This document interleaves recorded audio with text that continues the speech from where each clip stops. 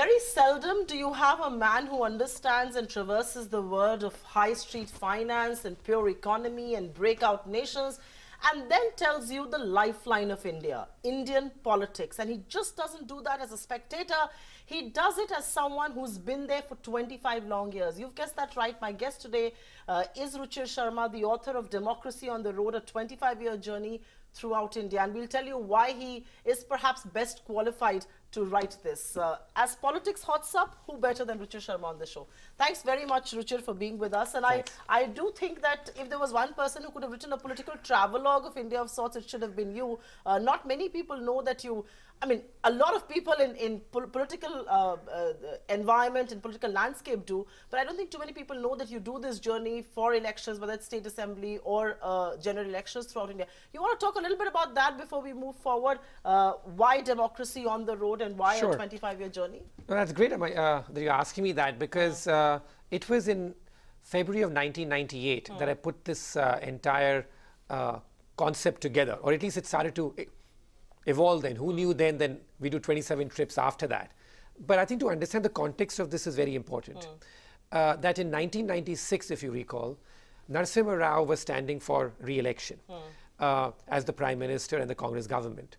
Most foreign investors then really were rooting for Narasimha Rao to come back, to be re-elected, and they almost believed it, that he will be re-elected.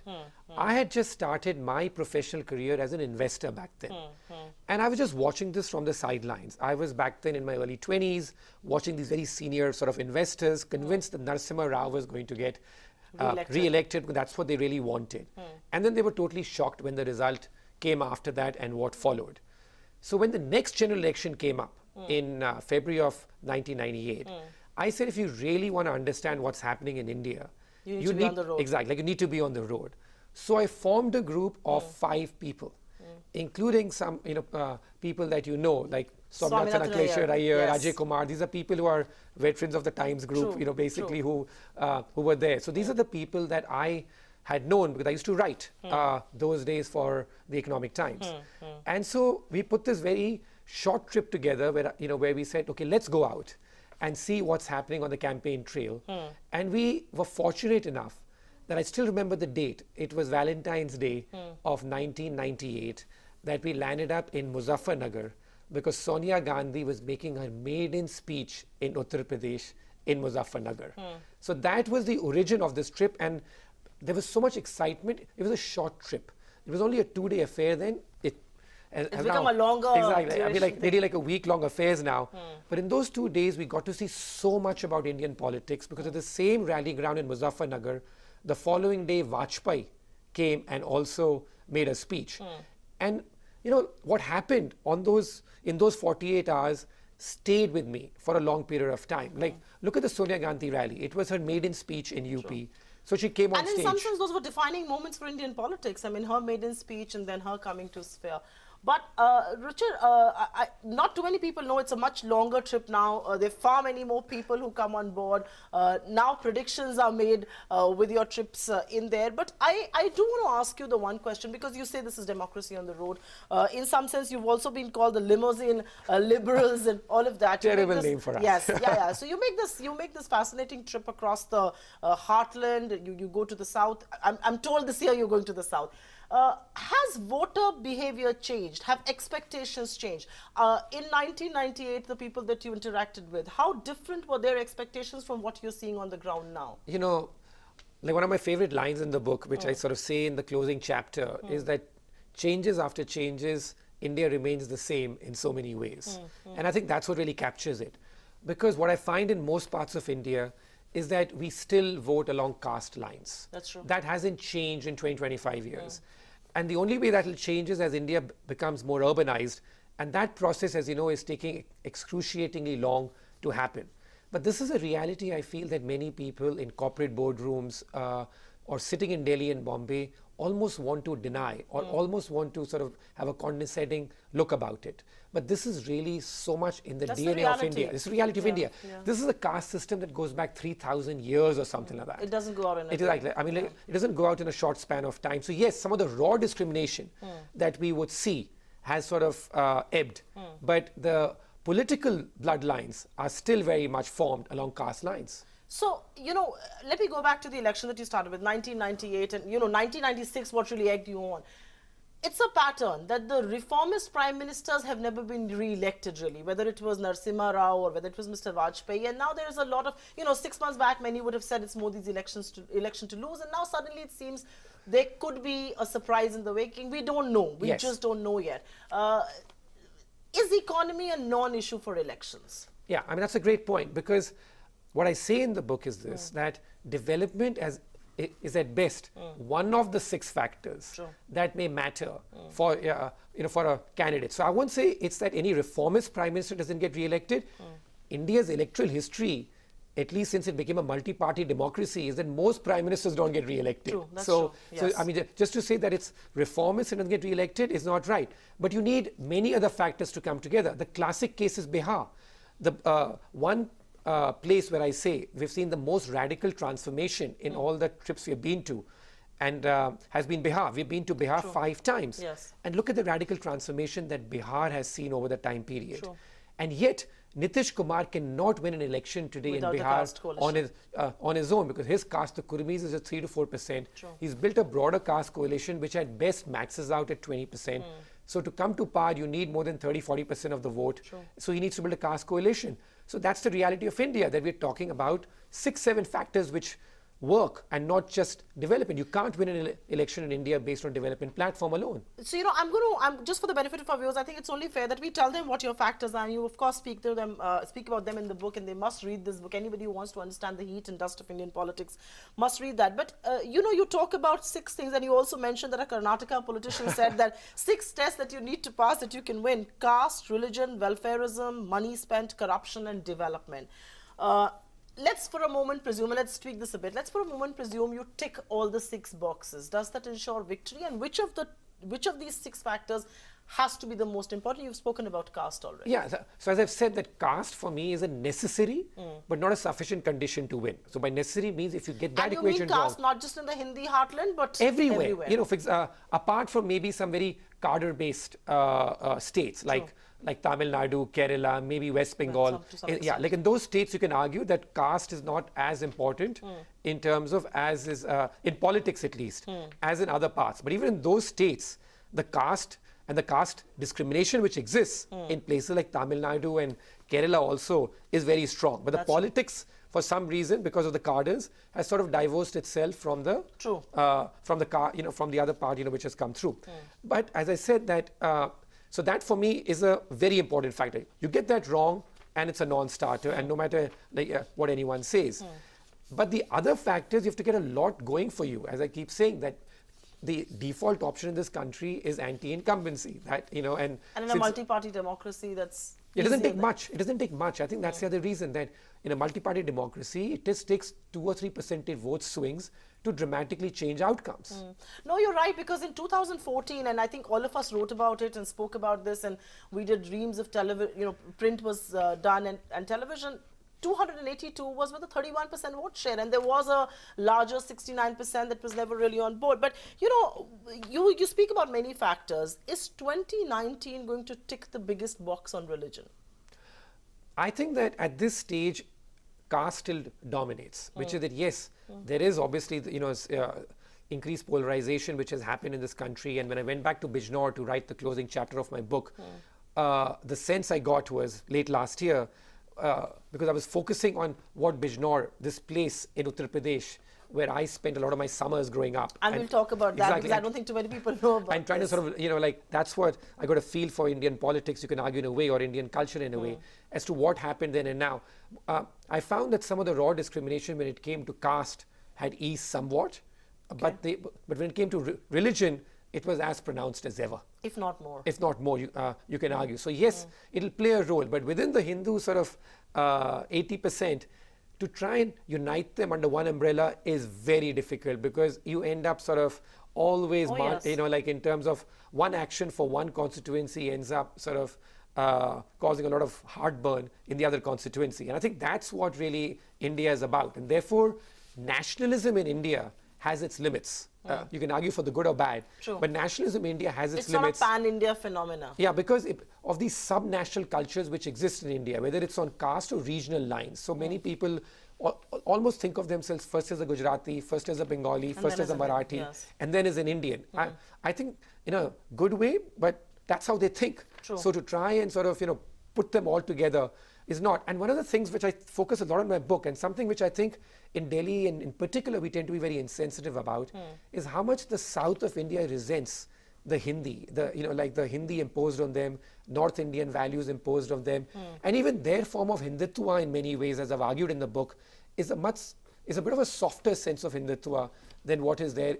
It's very different from the North Hindutva. Exactly. Yes. I mean, like the North, even though they're very religious, the temples are there. You travel South India. Yeah. In Tamil Nadu, you're almost like as if you're on a temple tour all the time. Exactly. But it's a very different strain of Hinduism compared to what we have in the North. So I think that we have to be very careful about that. So this, my foreign friends, and this is something which we all know here, but they find it remarkable when I tell them that only 40% of this country speaks Hindi, because then, what's there's the rest of something the that country doing? you've said in your interviews, and I think you've make a mention of this in the book, that India is not one country. It's almost like a continent. Yes. And it's very difficult to understand India if you're only going to focus on the Hindi heartland and all of that. I mean, yes, the Hindi heartland, but there are many, many states there. I'm digressing a little, but, I'm going to pure politics and then coming back to the book. 2019 is an election which is a very important election that everybody is watching, the coming together of the opposition, and you've spoken about how this is going to be a referendum in states and not so much on the Prime Minister only.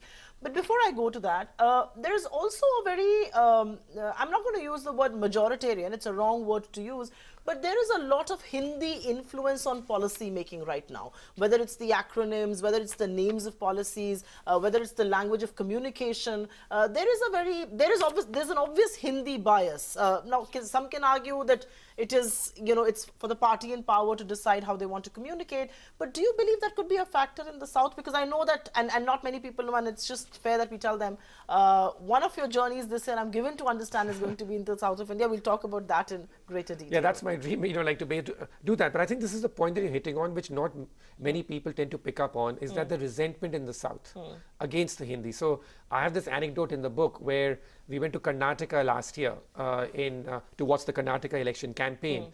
And we were having a dinner. It was hosted for us by Nandan Nilekani for the entire group at his residence, and he called up a bunch of Bangalore intellectuals and other people to to speak with us about what was happening there. That was like after we had been on the road trip, and in that community, I was surprised to see the amount of resentment they have for the North in general. And this was an educated, sort of an evolved community. And this is Karnataka. Yeah. In Tamil Nadu, it's a lot worse in terms of what's there. And the Dravidian movement, and yeah, go back like all of that, in Tamil Nadu also, when we went in a 2016 trip, it was almost like Modi who, Rahul who, in terms of the fact, don't talk to us about these national leaders, don't talk to us. And we speak in Hindi, it's almost as if you're speaking to like a French person in like English in the countryside. True. So I think that's very important. And even Modi's rally, it was a very sort of important, like we went to this place called Tumkur, which is about a couple of hours north of Bangalore to see a rally of Modi. And very instructive what happened, which is that he got up on stage to like speak. And the first few lines he tried to speak in Kannada. He connected. You could make out the crowd was very enthusiastic. But obviously he couldn't take it much further. Yes. So then he moved to Hindi with a with a Kannada translator.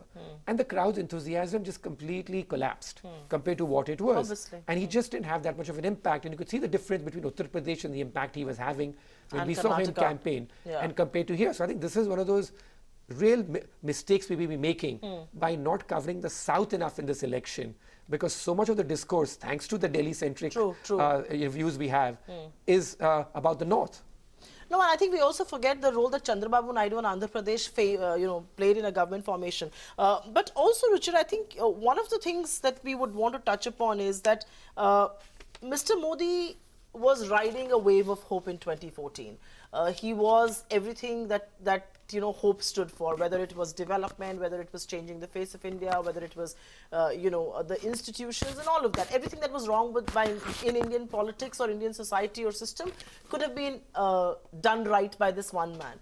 Now, many will say perhaps hopes were running too high and they were bound to crash. Where are hopes, expectations and delivery today? As we step into 2019, where are those things? And do you believe these things will matter? How many jobs have been created? What is the rural stress like? Will these be issues? You know, what I find remarkable is this, that I think that if you objectively look at it, it was a lot of those hopes and expectations which were raised in 2014 haven't been met. And that was natural because the expectations were unreal. True. As I write in the book, that in 2014, when we were traveling in Uttar Pradesh, such were the expectations out of Modi which we could sense, that every time we'd hit a bump on the road, the joke in the car would be, Modi will fix it. Because you just thought that everything Modi would fix. That's you know, right. like, so in terms of that was the kind of expectation you hope, which but unreal. But what I find remarkable today is this, that a lot of the people are voting along caste lines, and how they view Modi's performance is completely governed By the caste that they come exactly, from. by the caste they come from. So you ask an upper caste person like we did, what they think of demonetization, or at least when we were asking them in the past, most upper caste people would tell you, acha kiya, like he's, give it like to the rich. You go speak to the Muslim, the Dalit workers, and they will tell you about how much their business has been hit. The Muslim workers will tell you about, the carpet weavers in Mirzapur will tell you about how much their business has been hit, etc. So I find that this very difficult one to objectively analyze, but in terms of what performance has been. But two, what's more important for me is to sort of understand that when people ask that what are the issues, I'm saying that do issues really matter when people's minds have been made up along caste lines? So I'm not even sure how much issues really matter. Like we here want it to matter. We want to still think in this sort of, like almost in this Western mindset that, okay, how is economic performance? But that's a very alien mindset to Indian politics. Yeah, exactly. Like how is economic performance and how is sort of the political outcome going to be? That's the pocketbook theory of American politics. It just doesn't work in India. It's just maybe one of the 6 factors that may be at play. But for us to think this and keep having these debates, Modi's performance, 2019, referendum, etc. No, I mean, like when so much is happening along these caste lines. Now, yes, had there been a dramatic transformation in India, it would have been different. Maybe it would have been different. Maybe people would have suspended their caste lines and said, okay, something really dramatic's happened here. Let's try and sort of, focus on that. Unfortunately, in India, nothing dramatic ever happens. It's all incremental in nature. And the average interface that the person has is so sort of difficult with the government. The person dealing with the bureaucrats. That the referendum can never really be on the Prime Minister or the people in power. Yeah. But Ruchir, now that we talk about politics per se, and you've seen this through the years in your 25-year journeys on the road and the 28th that you're going to take, we'll just touch upon that. How does the opposition stand vis-a-vis Mr. Modi right now? Mr. Modi, I mean, one has to give it that the axis pole of Indian politics right now is the Bharatiya Janata Party. Mr. Modi perhaps is the most dominant politician of our times. But the coming together of opposition parties, and you mentioned this before, you make a mention of this in the book, that unlikely to see a grand national alliance, it's never going to work.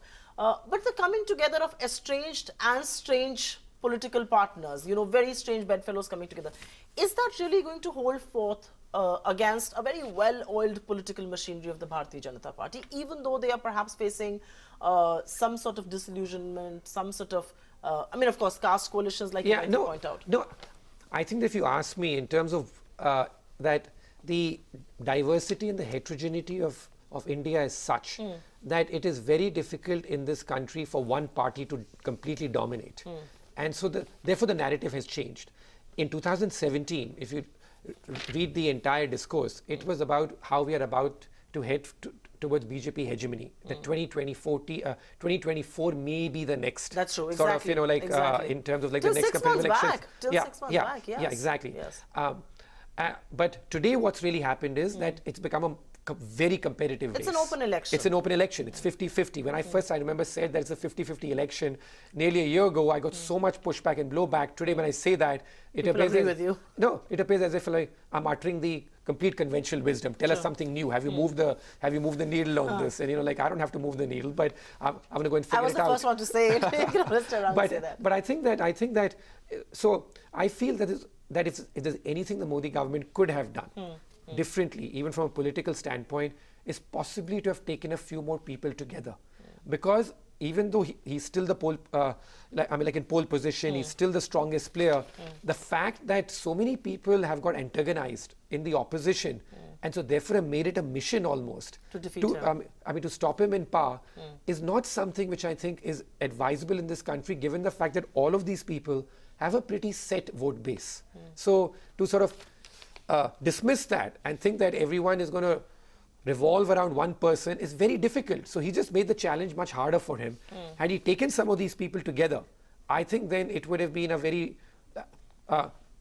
his chances of winning at this stage would have been well over 50%. But today, because so many people have made it a mission to stop him, we have such a competitive election. Many will say it's not just antagonizing members of the opposition, but some within his own federation and his own politics as well. Right. But let me just go back to 282. I mean, he had a magical number. This was the first full majority government in economically liberalized India, which is why expectations were high.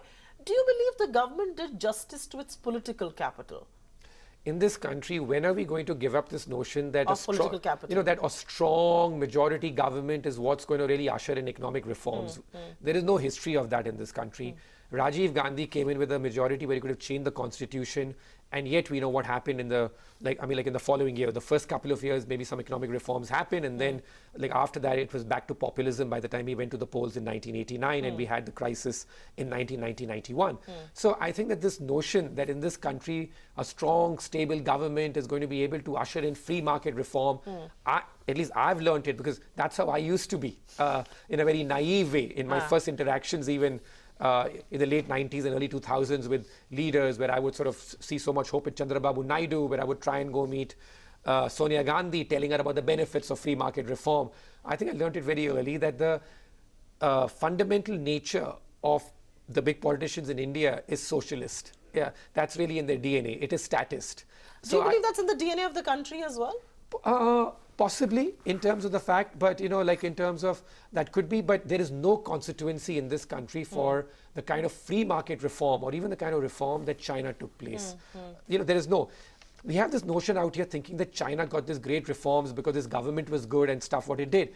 The main reason China did so well for 30, 40 years is the government kept getting out of the way. True. The government's share in the economy when China began its entire reform process in the late 1970s was more than 90%. True. By the time the reform momentum really came to an end, by the end of last decade, that share had dropped to just over 30%. So the government kept getting out of the way in a very sensible way, and they kept spending more and more on infrastructure.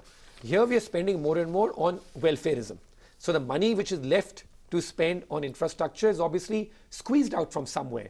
So therefore, I think this notion that we're going to get strong government and therefore good economic reforms is something which is just a myth. That I'm surprised. And you believe it's a myth across the political spectrum. It's not just a myth for the Congress or the BJP, but you believe that's a myth that one has. But is it time we make our peace with that? That we will perhaps not see the free market reforms that you and I would wish for? Absolutely. I think especially at a national level. At a national level, in fact, if anything, if there's a risk of anything, it is one of the fact that the competitive populism is increasing. Just look at the way the narrative has shifted in the last few months. Even Mr. Modi, he first came to power, and as I document here, he spoke about the bitter pill. Yeah, I mean, in terms of the bitter pill, and and it's an insult to give people these dole-outs. That was it, and the Congress was so heavily criticized.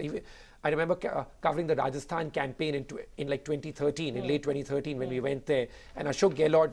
It was basically like a handout for everybody. And the BJP just took him on in terms of the fact that how can you be doing this? This is an insult, to the people and stuff like that. And Modi's campaign in 2014, it was almost as if he was the new Ronald Reagan of India in terms of the minimum government, maximum governance kind of stuff. It's just not the way, but I think that in the end, the reality is very different. But the only positive news I'll say in this context here is that some of the state chief ministers who are closer to the ground, I think they have become much more development focused than what they possibly used to be. So that I think is possibly because they're able to get more done directly on the ground. But at a national level, I think that to expect any government to come and do free market reform in this country is something which I can't see happening. And the only time it's ever happened in India, like 91, is when you're facing an economic crisis. But is it because today capitalism is stigmatized? It's a taboo to be in business, and it's a taboo to be a successful businessman, and a lot of our narrative is being built around that, because you rightly mentioned in the book that India has a socialist mentality. If not a mindset, our mentality is very socialist. There should be a welfare state, and the state should be doing and dole outs. And are reforms always going to be done by stealth? I just cut you short there, but I'd let you complete that.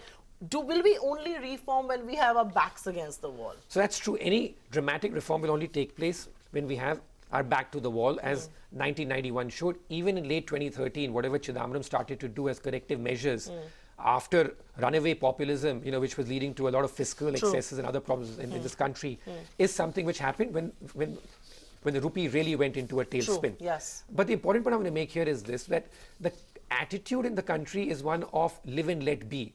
So disruptive change in this country is very difficult to bring about. And that's, like we speak about capitalism being stigmatized, and yet in the book, I mean, for me, one of the most fascinating observations, as I tried to sort of summarize the last chapter and, what the learnings were of this entire 20 plus years of travel, was the fact that we have traveled now a distance which is literally like a lap around the earth.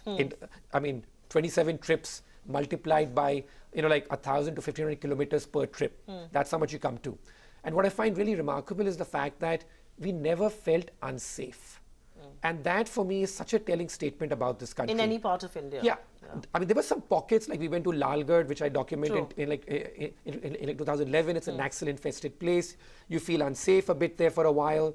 Maybe in Bettiah, in the dark days of Bihar, as Naipaul sort of calls it, that where, civilization is yet to begin or whatever. Yes. So I think that it's maybe some pockets, but generally in India when you go, and remember that some of the people traveling in our group do look, for the want of a better word, pretty well heeled and, in terms of that. Yes. So it's like quite surprising that we never felt unsafe. I cannot say this about South Africa, Brazil, other sort of developing countries I go to. I mean, in those countries, I would be very careful about stepping outside my hotel. And the class warfare is such in those countries that even the rich people do not like to travel in very fancy vehicles because they fear about what could happen in terms of class repercussions. In this country, it really seems to me there's a real acceptance of this at some level. That, we can have all this travel done in this country. People and you still come back home safe. And you still come back home safe in general, in terms of as a group from a class perspective. Sure, there's women feel unsafe and all that. That's a very different issue. But from a class perspective, what I find remarkable is the fact that there is this acceptability. Nobody feels being mugged because you're out on the road like you do in large parts of South Africa. You're right. Right, there. and even like Latin America. Absolutely. One more question on the state alliances that you speak about, and you've said that state-by-state alliances will be the key to this election 2019 and its outcome. You're not somebody who then essentially feels that a Mahagathbandhan on one side or a Mahamilawat, like it's being called by the Prime Minister, on the other, is going to rock the boat too much as far as our economic trajectory is concerned. No, I think that because the reality of India is that we have the same pattern, which is that no matter which government comes to power, first few years you tend to get some incremental reform. And the longer the government stays in power, the more it veers towards populism. That's just how this country functions, so I think. So I don't feel that the impact of politics is that much on either the economy or the financial markets in this country. And the investors, with all humility I say this, have consistently been wrong in their assessment of this. 2009 was the classic case where everyone thought that Manmohan Singh is going to come back to power. How good that is. The stock market was limit up for a couple of days, such excitement. True. And look at what happened in the next 5 years. 2004, when Vajpayee lost, similar sort of trauma. My God, after Vajpayee, who? Yes. And some noises against privatization. Stock markets limit down for a couple of days. And then we have the biggest bull market, like after that. So I think there are many factors which determine the markets. And politics is a very small, marginal factor as far as that's concerned.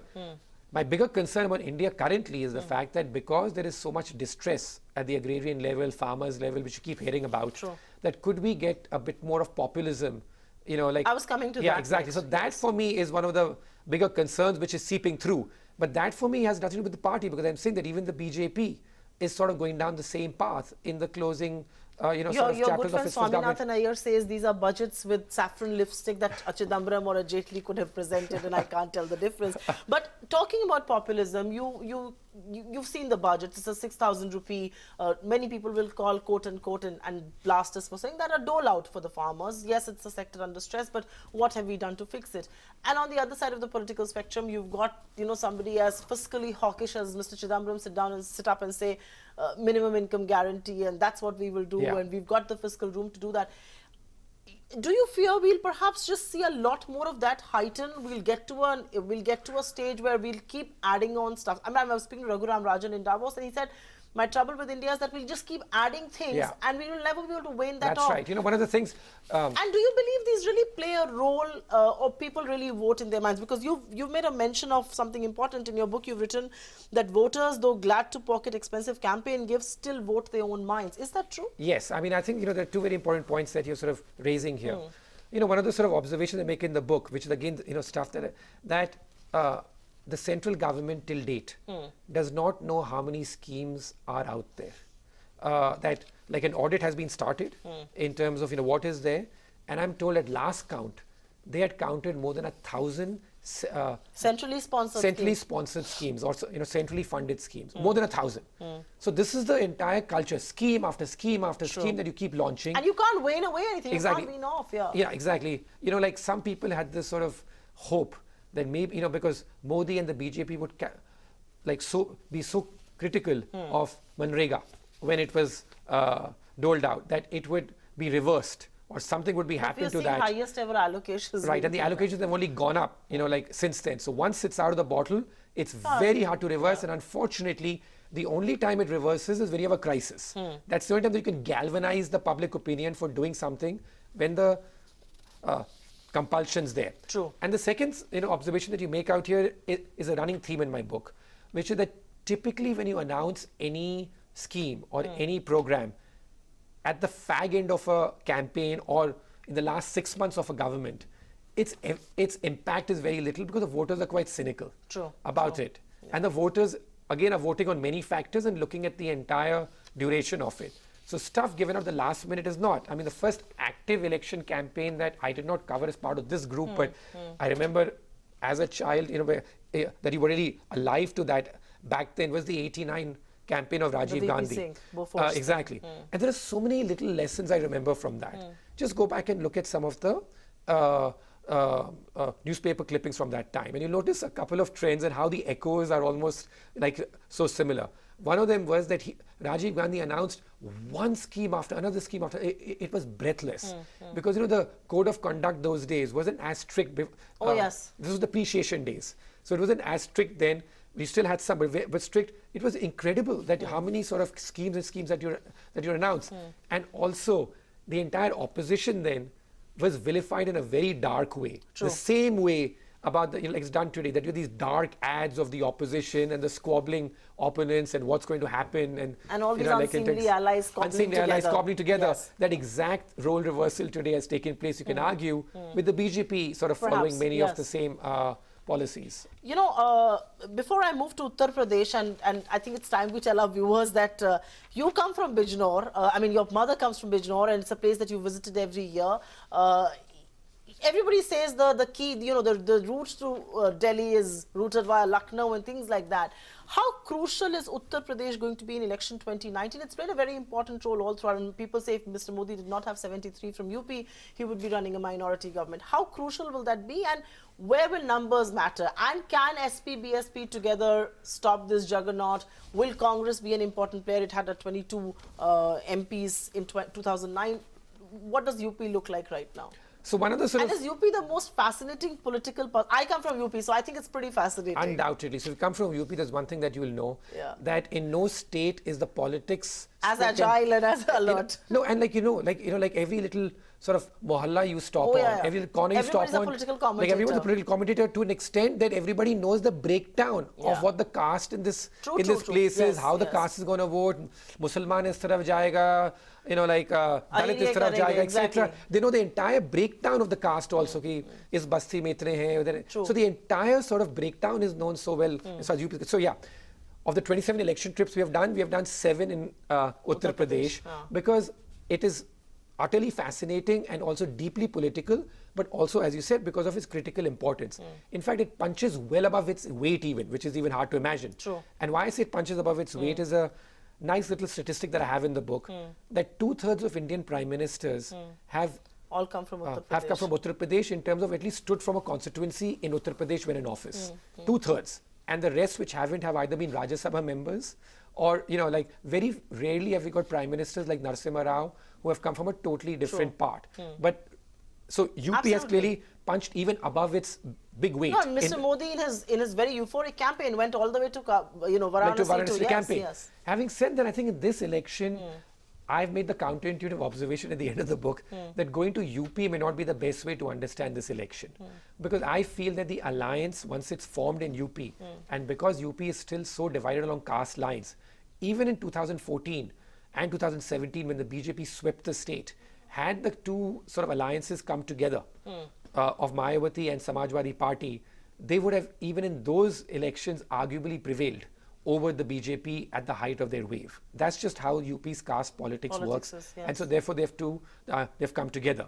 So my feeling is that the BJP knows this, that they are about to lose a large chunk of seats as far as UP is concerned.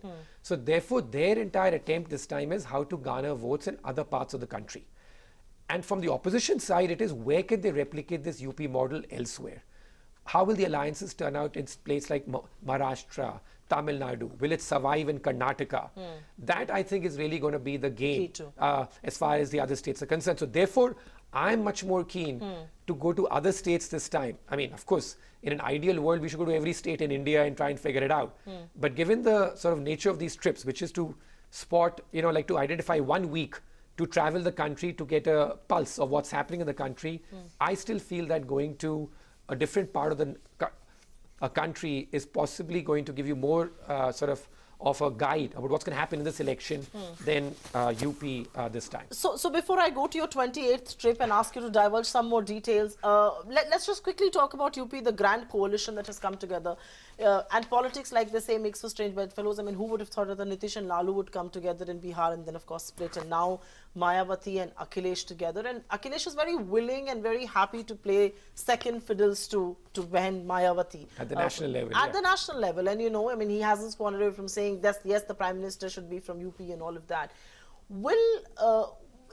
Is there chemistry in the coalition on the ground?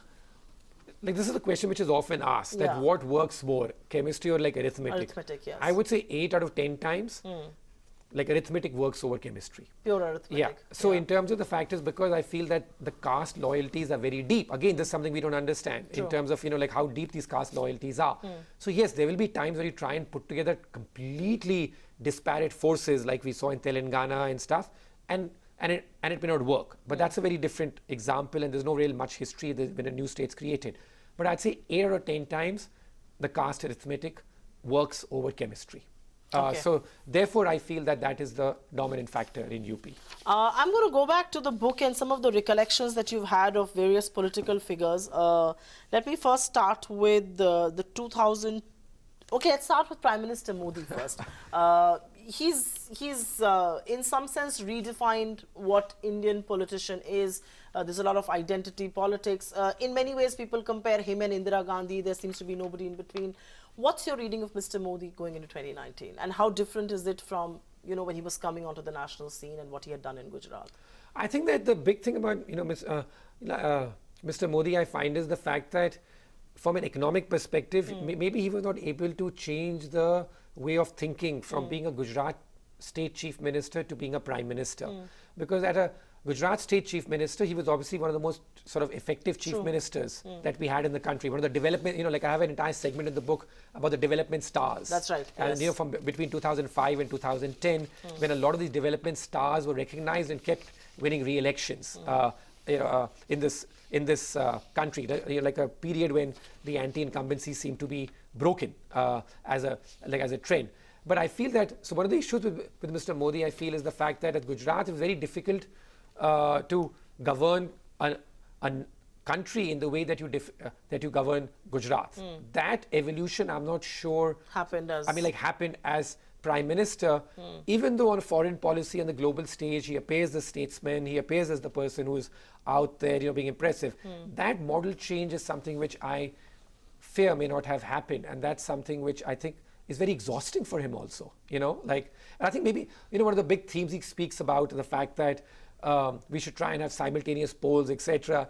I feel that the burden on him is incredible, that not only to perform and like one of the quotes I have in the book. But to reform as well. Exactly, but like to reform, but no, but it's You're really... talking about a quote from the book. Yeah, where a former US Treasury official basically says that he's more a performer than a reformer. And by that, it means it not in a negative way, but for performer, that he's so obsessed with getting everything sort of right at a micro level that he really... somehow misses the big picture. Like he hasn't been able to focus so much on the big picture. That's one thing which people say. So I think that is one part of the entire equation. But the second part also, like I feel, is the fact that about like having to take more people together. I think that is something in Indian politics you just have to do because of the heterogeneity and diversity of this country. And I think you're marginally referring to a lot of centralization within the PMO and the Prime Minister's office really running the show. Let's move across the political spectrum and talk about Rahul Gandhi. And there's a fascinating account that your book makes of when you met, Mrs. Gandhi and Rahul Gandhi at 10 Janpath, and you thought that they were going to reform, they were free market economists. Recount that incident for us, and how has the perception changed somehow? I mean, Rahul's turned out to be the welfare, the populist politician, like some would say. Yeah.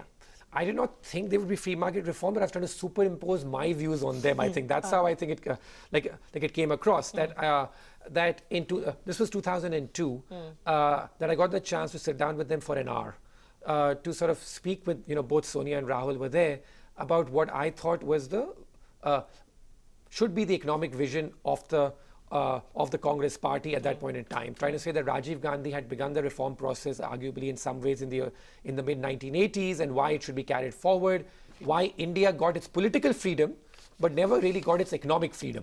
In terms of this, given the sort of regulatory framework that we have to deal with and the overwhelming bureaucracy. So I was trying to make that pitch, and very quickly I found out that this was just not flying. Basically, that after an hour, I thought that I had all the right arguments. There was radio silence from the other side. So I gave up basically after that. That I was, much younger then, I guess. So more naive. More idealistic. Exactly, more idealistic. That's the right way to put it. So I just gave up then after that, basically thinking that that there's no way that they're going to sort of, be open to such ideas. And that's really my sort of read of it, that most Indian politicians, especially at a national level, when you speak to them about free market reform, just think that it is that in this country it's not going to fly. So for good or for bad, after that, I've given up really expecting. Having said that, I did for a while think that when Modi came in 2014, things would have changed. He would at least reverse the role of the state in terms of what's going on. And I think that when demonetization happened, I think that's when I also sort of said, no, this is not happening. That this is about as... Once more your hopes as an idealist were shattered. That whatever little hope was there. So therefore, today I've resigned myself to the fact that from these big leaders, we're not going to get free market reform. What we will get is like incremental reform, and we'll get some extra reform when the back's to the wall. But for now, at a national level, we'll keep getting more and more populism, and the best hope for any achievement on development will be in the states, will be by state chief ministers, including how Modi or Nitish Kumar have done over the past decade or two. You make an interesting point, because I think Arvind Subramanian says this creative incrementalism that will happen in India, and let's not hope for too much. But let's talk about the other person on the scene, and she's obviously giving Mr. Modi a run for his money as far as airtime in India is concerned. And you talk about your encounter with her, you make a mention of your chat with her about the Amethi development and all of that, and that's Priyanka Gandhi. Many people believe she's got this charisma. Is she a decade late, is a question that some of her critics put up. What's your reading of her? Do we have a politician in the making who can really revive the Congress in eastern Uttar Pradesh? It's a very caste-entrenched belt that we're talking about. I think you've sort of answered the question, but I think that, when we first saw her emerge was when she started to campaign for her mother in the home constituencies in the late 1990s. And at that point in time, Sonia Gandhi faced the stigma of foreign origin. True. And at that point in time, had she come to politics, we felt that she could have really electrified the party. That's what the hope was back then. But I feel that was a bit of a missed opportunity because India has changed dramatically since then in terms of how much they react to this kind of instant charisma. I think that voters today are much more much more loyal to their caste bases, and the Congress party's base has completely disappeared from Uttar Pradesh out here. So there's no doubt that when you see her campaign, she has lots of flair, she has lots of charisma. But for this election, I think it's just, like for her to come in and make a big difference for this election, with just 3 months to go, is asking far too much of her. In terms of that, and she should know that. So if she really wants to make a big impact in this election, what she has to do is something dramatic. And one sort of suggestion that I've heard, and I have no idea how serious it is. Against Mr. Modi. As the combined opposition candidate, then maybe she creates an impact or chance. But in Eastern UP otherwise, I don't think the Congress has any chance of trying to get back those 20 seats it got even in 2009, forget anything more than that, just because of the fact that I think that there's no card on the ground. Yeah, there's no card on the ground, and Mayawati's base and Akhilesh's base are pretty strong. Yeah, absolutely. Let me go back to now the journey that you're going to undertake, 28th trip. Are you excited, or has this become some sort of does routine somehow take over? And where all are you going to be going this time, and why have you chosen those places? I travel the world a lot as an investor. And I spend a week in different countries. And as a wildlife enthusiast. As a wildlife enthusiast. And I travel.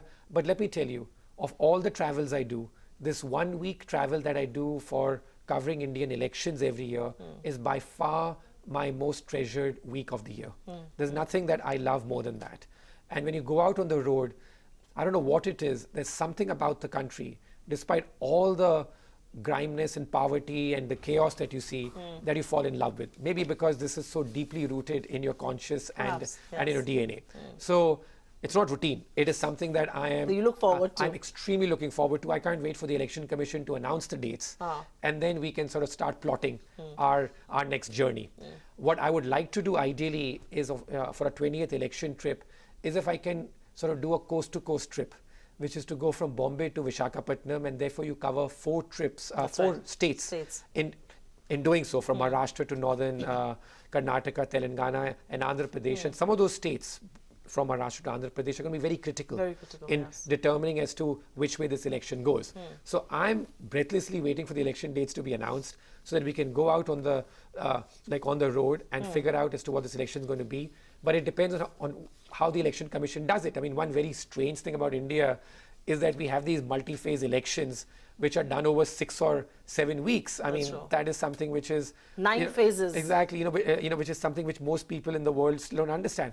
You can argue that's done because of law and order and to have a clean and fair election, but it's also very difficult to plan then, because then the dates have to fall.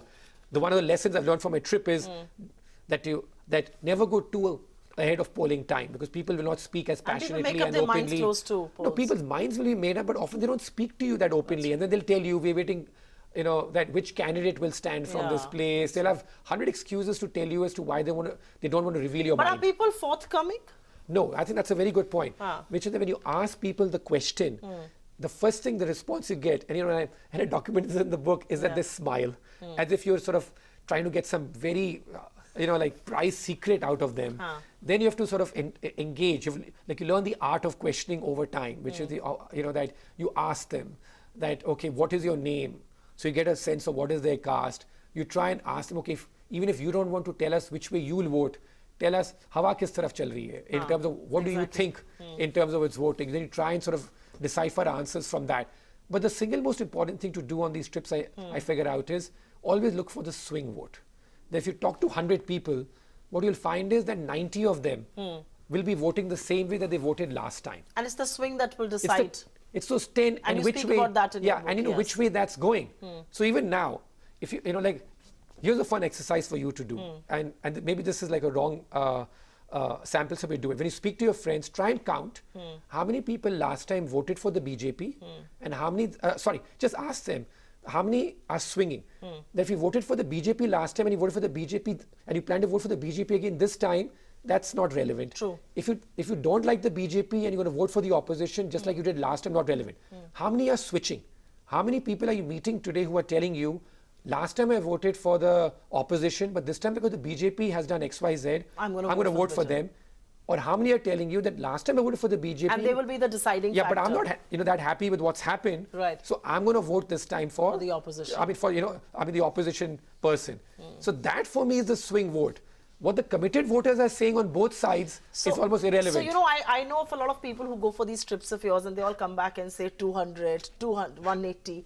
Who gets it right always? How many of them do? Is it easy to get it right? No, because like of the 27 trips I've done, there's one thing I can be very proud of, and this is a storied record that I've spoken about in the group and people who have been on this, that on 26 of those 27 election trips, the group as a whole has got the direction correct.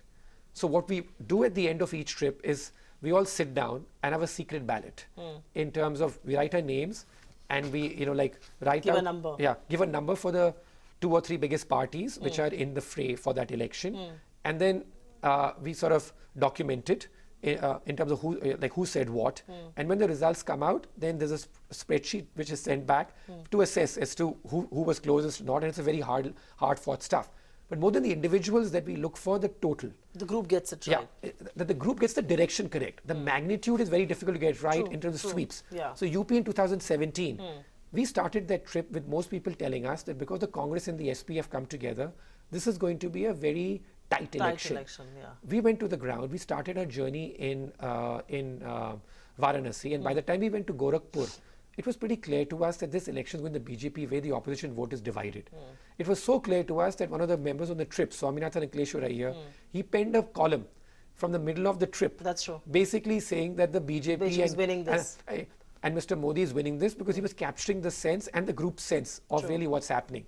So more than the individual, if you want to really get, it's the collective intelligence, I'd say, of these 20 people with a track record like this that I would bank on. So even I am looking more at the collective number than even my own forecast about who's going to be right or wrong. So 2 quick last questions. Which has been the most exciting trip so far and why? I have to say that it's very hard to pick your child because, these are trips that I curate. It feels like so close to everything that you do and I feel very bad. And there's always something that stands out. And I feel very bad if you come back on a trip and someone's not happy and someone's, not there. Having said that, possibly the most memorable trip we went on was to Betia.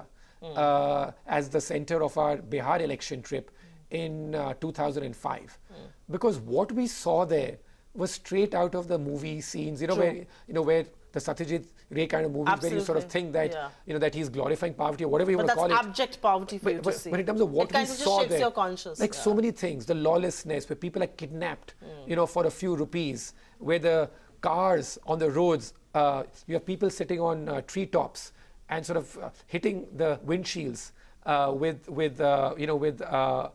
some coconuts, or not coconut, or some fruit, etc., to try and stop the car so they can carjack it.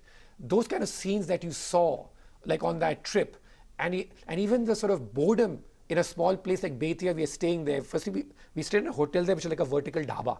Like the hotel is there. On top of that, there is just a sweet shop rather, and some rooms are built on top with no running water, and that's when the world, like running hot water, like took a new meaning when people are sort of actually running with hot water up the stairs, for you to bathe. But I think that trip, in terms of what we saw, I think was really something left a very deep impression on us, where you could drive for tens of kilometers with not a street light on the road, where people are sitting out because the only way that they can get some light is the moonlight. And the women have to go at night to defecate in the farm. So what we saw on that trip, I think that we can remember a lot. So possibly, if I had to pick one of the most sort of trips, it would be that. But we had some very close encounters. I mean, going to Lalgarh after the big, Naxal attack and stuff, and we are driving there, and all the CRPF people are behind barricades there, and we have the whole entire area is under surveillance. I think that's like one of the only times when I've had people in the group like tell me, "Hey, let's get back. We've spent enough time here." Otherwise, usual to get people back into your cars after you've gone and spread out is a very difficult exercise. Fair point. And so one last question, because I also know through these trips, and I think viewers need to know that, you also meet a lot of politicians during your trip. So some of the key players and some of the principal players, Who's been the most, I think I'm using a wrong word saying entertaining, but who's been the most engaging politician through these trips? Listen, if you use entertaining, by far the first man you can think of is Lalu Prasad Yadav. Yes. You know, we have had these encounters, and in terms of whatever you may think of him, but when he's sitting there and the way he's, you know, like the way he recites it, when he's talking to us and he can't remember the name of all his kids or his son-in-law, but he pretends that way for entertainment. Some officers, yeah, very put on. Exactly, yes. and you know, he's like asking his wife to chime in there, and the way he talks about how he walked into Dev Gowda's chambers when he was Prime Minister and roughed him up, which you know is all sort of, you know, exaggerated, but roughed him up because he was trying to sort of play games behind his back. But that's the essential court gesture. Exactly. Yes. So I think that when you meet him, I think that that's when you come up, you know, like you're always entertained, you're always smiling. So if you ask for entertainment, that. As an orator, obviously, someone like Mr. Modi, when you watch him, it's hard to sort of, you know, take your eye off or your ear, or, you know, like in terms of like the oratory skills. So like you see different sides of these politicians. But here's the big lesson for me. How human are they? Exactly. That's exactly my point, that after having done these trips for so long, I have to say I come away feeling better about our democracy and also better about our politicians. That you really understand that how hard they're all working. It's a 24/7 job. It's the reason why today many politicians in India are single and not married. That's true. Simply because it has become such a difficult enterprise yes, as well. Absolutely. It's a very difficult job. And at a personal level, many of them are very charming, you know, because they have the people skill. You meet them, you know, they'll meet you in and which is why they are leaders. I mean, let's grant it to them. Yeah, absolutely. and they'll meet you in your bedrooms, you know, like in terms of that, in their bedrooms, and they're very casual about it. You know, they have no distinction between personal and private lives. True. So I think that's what I find very fascinating about Indian politics. So we'll let you go on your 28th trip and perhaps recount this once these elections are over and through it, the 25-year journey through India. Thanks very much, Ruchir Sharma. Enjoyed that. Thanks a lot.